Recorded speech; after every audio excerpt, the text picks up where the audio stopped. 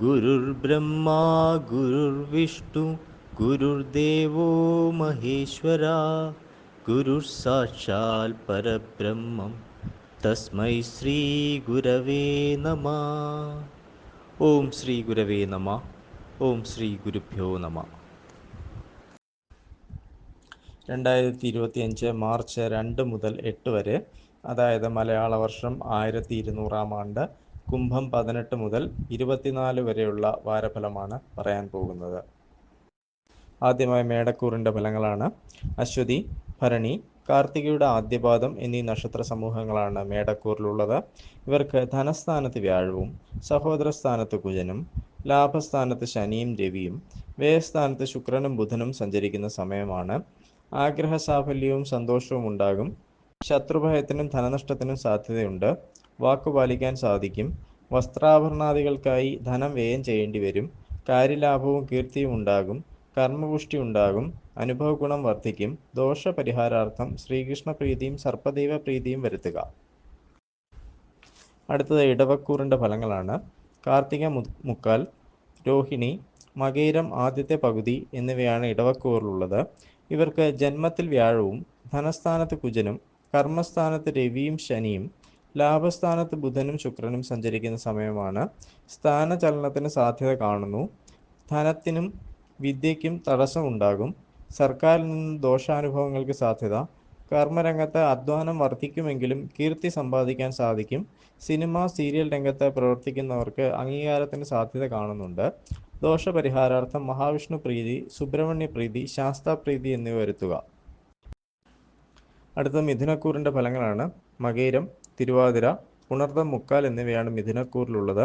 ഇവർക്ക് ജന്മത്തിൽ കുജനും ഭാഗ്യസ്ഥാനത്ത് രവിയും ശനിയും കർമ്മസ്ഥാനത്ത് ബുധനും ശുക്രനും വ്യയസ്ഥാനത്ത് വ്യാഴവും സഞ്ചരിക്കുന്ന സമയമാണ്. മനോദുഃഖത്തിനും രക്തസംബന്ധമായ രോഗങ്ങൾക്കും സാധ്യത കാണുന്നുണ്ട്. ഭാഗ്യക്കുറവ് അനുഭവപ്പെടും. പിതാവിന് വാദസംബന്ധമായ രോഗങ്ങൾ ഉണ്ടാകാൻ സാധ്യതയുണ്ട്. കർമ്മരംഗം കലുഷിതമാകും. പ്രബലകളായ സ്ത്രീകളുടെ ശത്രുതയ്ക്ക് സാധ്യത കാണുന്നു.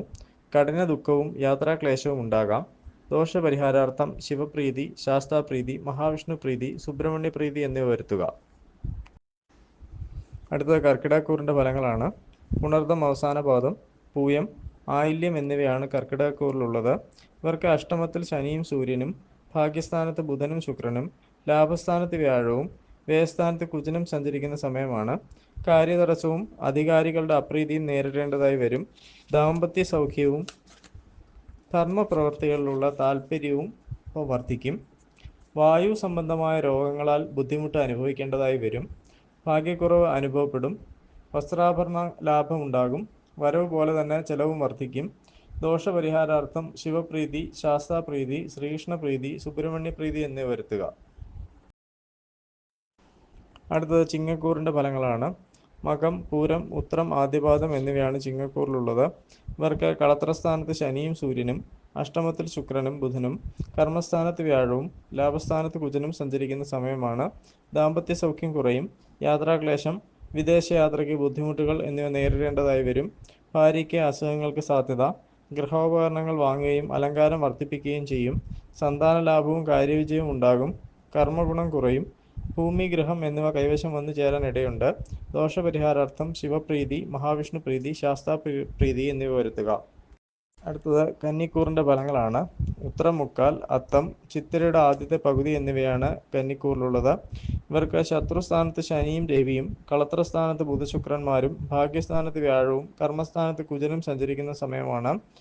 ശത്രുനാശവും രോഗശാന്തിയും ഉണ്ടാകും. ആഗ്രഹ സാഫല്യം ഉണ്ടാകും. ദാമ്പത്യ സൗഖ്യം കുറയും. സ്വജനങ്ങളുമായി കലഹത്തിന് സാധ്യത. പുത്രസൗഖ്യം ഉണ്ടാകാം. കർമ്മഗുണം കുറയും. ദുഷ്കർമ്മങ്ങളിൽ ആസക്തി വർദ്ധിക്കും. ദോഷപരിഹാരാർത്ഥം മഹാലക്ഷ്മി പ്രീതിയും ശ്രീകൃഷ്ണ പ്രീതിയും സുബ്രഹ്മണ്യ പ്രീതിയും വരുത്തുക. അടുത്തത് തുലാക്കൂറിൻ്റെ ഫലങ്ങളാണ്. ചിത്തിര അവസാനത്തെ പകുതി, ചോതി, വിശാഖം മുക്കാൽ എന്നിവയാണ് തുലാക്കൂറിലുള്ളത്. ഇവർക്ക് പുത്രസ്ഥാനത്ത് ശനിയും രവിയും ശത്രുസ്ഥാനത്ത് ബുധശുക്രന്മാരും അഷ്ടമത്തിൽ വ്യാഴവും ഭാഗ്യസ്ഥാനത്ത് കുജനും സഞ്ചരിക്കുന്ന സമയമാണ്. മനപ്രയാസവും കൈകാലുകൾക്ക് കുഴച്ചിലും അനുഭവപ്പെടും. ഉദരവ്യാധികൾക്ക് സാധ്യത. കാര്യവിജയവും സ്ഥാനപ്രാപ്തിയും ഉണ്ടാകും. ഒറ്റപ്പെടലും മനോദുഃഖവും അനുഭവിക്കേണ്ടതായി വരും. നിരാശാഗ്രസ്തമായ മനസ്സ് പുതിയ പ്രതീക്ഷകൾ തേടും. പിതാവുമായോ പിതൃതുല്യരുമായോ കലഹിക്കേണ്ടതായി വരും. ദോഷപരിഹാരാർത്ഥം ശിവപ്രീതി, ശാസ്താപ്രീതി, മഹാവിഷ്ണുപ്രീതി, സുബ്രഹ്മണ്യപ്രീതി എന്നിവ വരുത്തുക.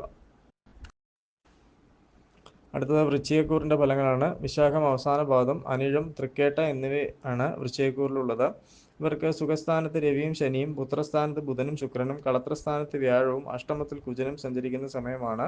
അനുഭവ ഗുണം കുറയും, മനപ്രയാസം വർദ്ധിക്കും, ദാമ്പത്യ സൗഖ്യം കുറയും, നയനരോഗങ്ങൾക്ക് സാധ്യത, സന്താന ഗുണവും വാഹന ശയനസുഖവും ഉണ്ടാകും, ജപധ്യാനാദികൾക്ക് മുടക്കത്തിന് സാധ്യത, വിവേകശൂന്യമായി പെരുമാറരുത്, ധനസ്ഥിതി തീരെ മോശമാകുകയില്ല, കാര്യതടസ്സത്തിന് സാധ്യത കാണുന്നു, ക്ഷമയോടെ എല്ലാ കാര്യങ്ങളും ചെയ്യുക.